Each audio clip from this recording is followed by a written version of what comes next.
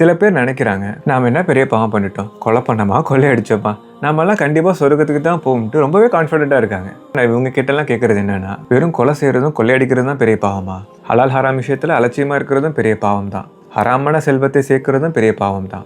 வட்டியிலேருந்து தவிர்த்து இருக்கலைன்னா அதுவும் பெரிய பாவம் தான். நீங்கள் சம்பாதிக்கிறதெல்லாம் நீங்களே தேக்கி வச்சுக்கிறீங்க, மற்றவர்களும் பகிர்ந்து கொள்ளலைனாலும் பெரிய பாவம் தான். சொல்லப்போனால் சாதாரண மக்களோட மக்களாக வாழ்ந்துட்டு நம்ம கண்டிப்பாக சொர்க்கத்துக்கு தான் போங்கிற நம்பிக்கையில் அப்படியே இருக்கிறது மேலும் பாவத்துக்கு தான் வழிவகுக்கும். ஒரு முஸ்லீமுக்கு எப்போவுமே மௌத்தை பற்றியும் வறுமையை பற்றியும் ஒரு பயம் இருக்க வேண்டியது அவசியம்.